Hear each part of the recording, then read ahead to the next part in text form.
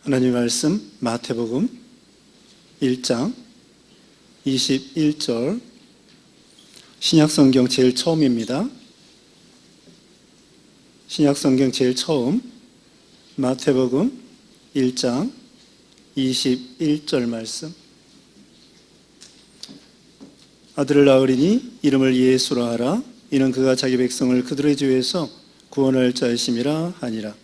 이 모든 일이 된 것은 주께서 선자로 하신 말씀을 이루려 하심이니 이르시되 보라 처녀가 잉태하여 아들을 낳을 것이요 그의 이름은 임마누엘이라 하리라 하셨으니 이를 번역한즉 하나님이 우리와 함께 계시다 함이라. 요셉이 잠에서 깨어 일어나 주의 사자의 분부대로 행하여 그의 아내를 데려왔으나 아들을 낳기까지 동침하지 아니하더니 나음의 이름을 예수라 하니라. 아멘. 오늘 본문에는 예수님의 부친 요셉에게 천사가 나타나서 얘기해주는 내용이 나와 있습니다. 예수님이 이제 탄생하시기 전에 먼저 누가복음 1장에 보면은 가브리엘 천사장이 나사렛에서 살고 있는 마리아에게 나타났습니다.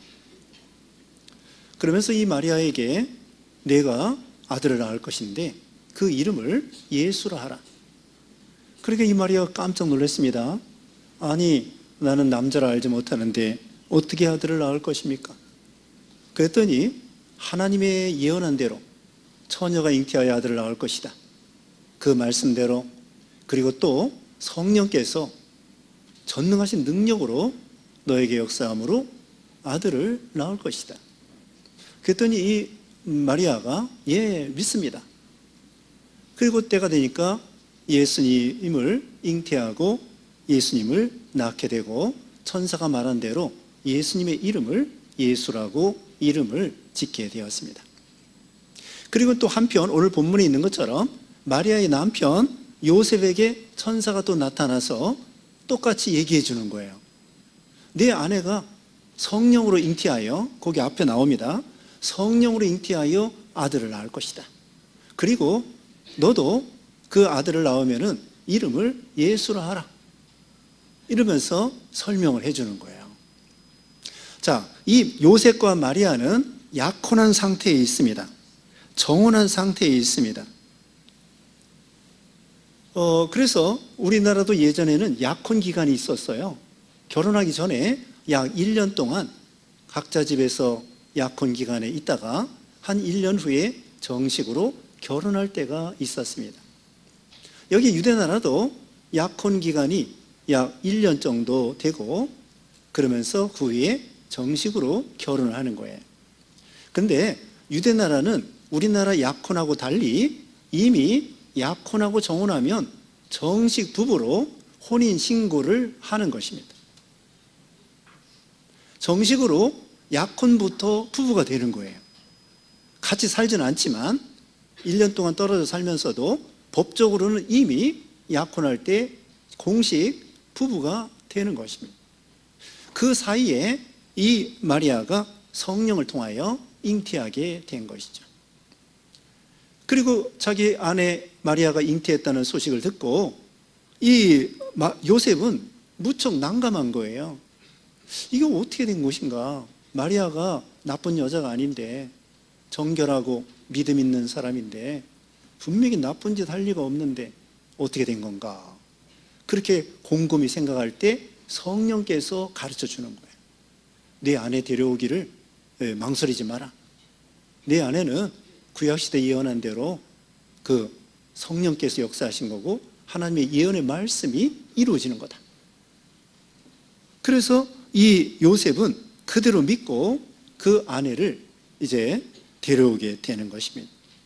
여기 보면은 예수님의 이름이 뭐예요? 예수님의 이름이 예수님이십니다. 21절 아들을 낳으리니 이름을 예수라 하라. 이는 그가 자기 백성을 그들의 죄에서 구원할 자이심이라 하니라.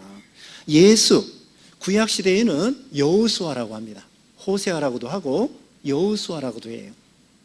신약성경에는 그 이름을 예수라고 합니다. 그 이름의 뜻이 뭐예요? 여기 나와 있잖아요. 자기 백성을 그들의 죄에서 구원할 자다.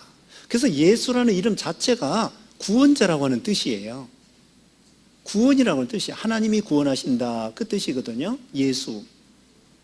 이름 자체가 구원자라고 하는 뜻입니다.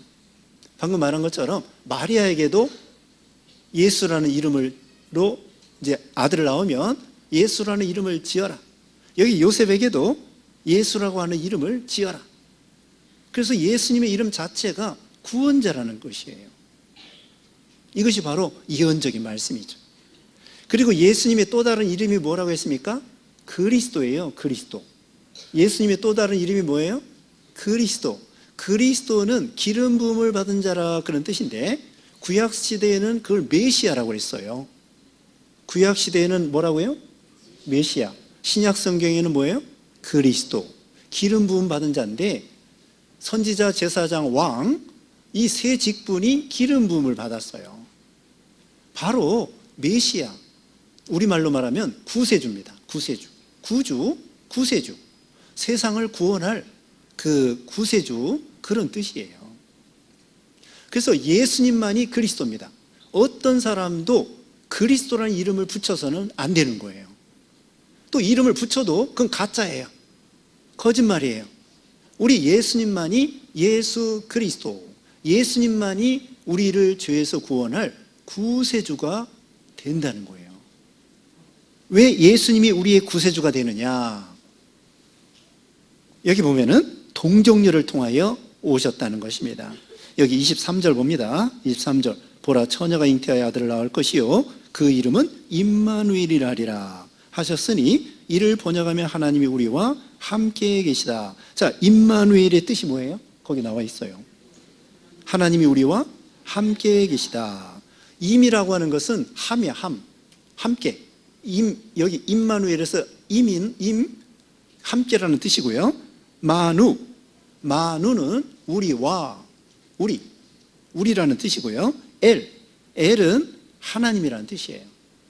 그러니까 임, 함께, 마누, 우리, 엘, 하나님. 임마누엘은 하나님이 우리와 함께 계시다.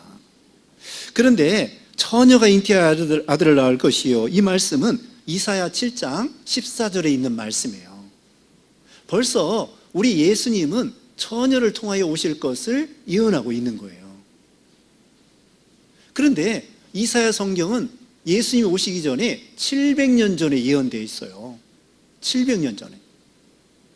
그런데 그 이사야뿐만 아니라 창세 때 아담을 창조한 다음에 아담이 범죄한 후에 여자의 후손으로 메시아를 보내줄 것을 창세기 3장 15절에 말하고 있어요.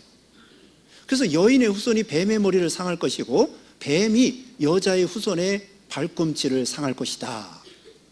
예수님이 여자의 후손으로 오실 것을 벌써 아담 때부터 예언되어 있고요.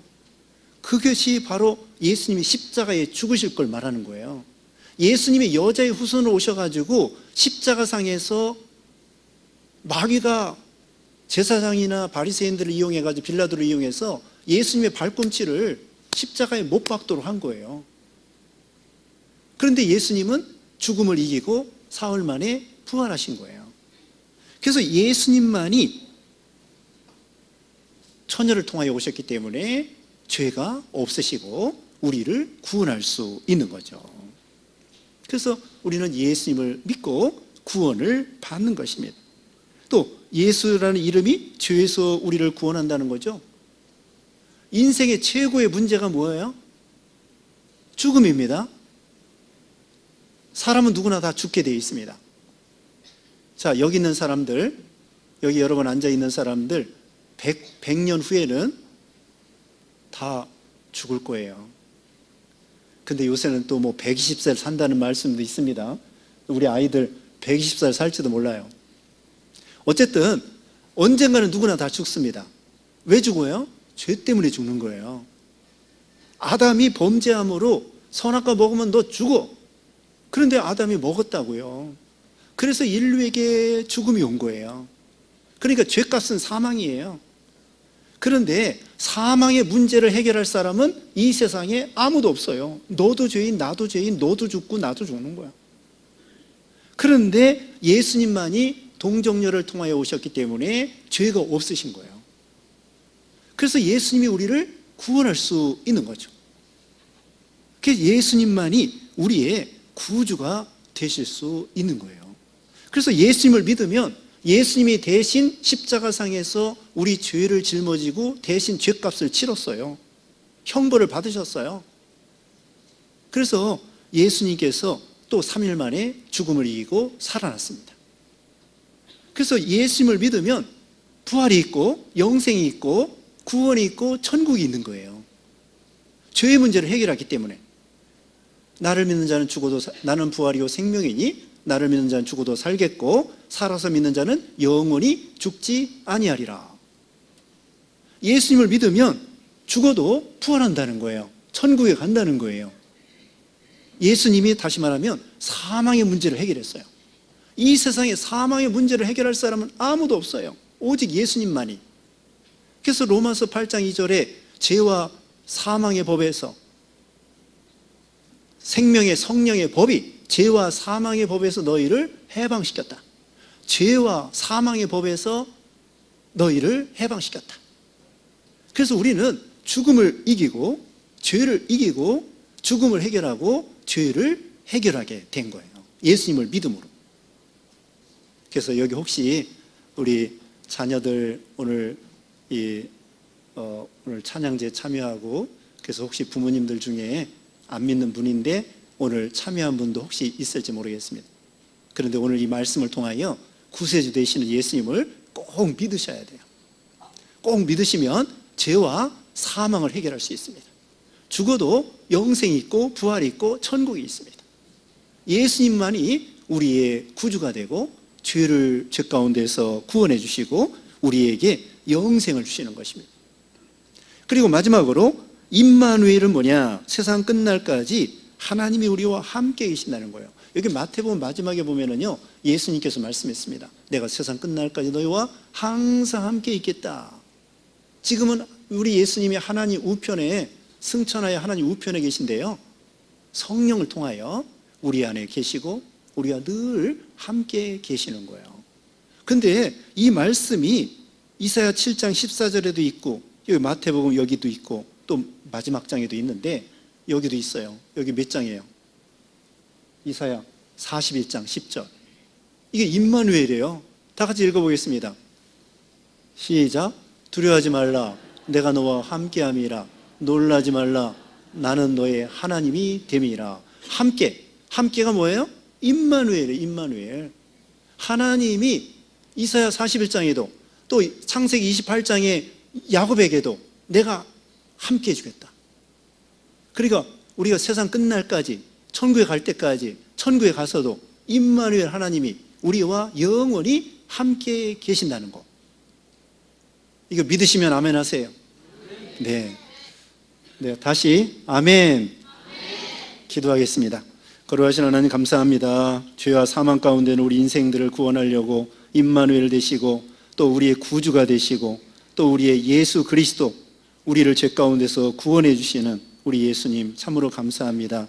오늘 찬양제 할 때 하나님이 영광을 받으시고 참여하는 모든 분들에게 예수님의 은총이 충만하게 역사해 주시고 특별히 우리 교육부서 학생들 복을 내려 주시옵소서. 예수님의 이름으로 기도드리옵나이다. 아멘.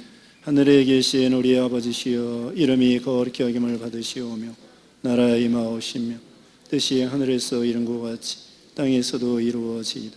오늘날 우리에게 일용할 양식을 주옵시고 우리가 우리에게 죄 지은 자를 사하여 준 것 같이 우리의 죄를 사하여 주옵시고 우리를 시험에 들게 하지 마옵시고 다만 악에서 구하옵소서. 대개의 나라와 권세와 영광이 아버지께 영원히 있사옵나이다. 아멘.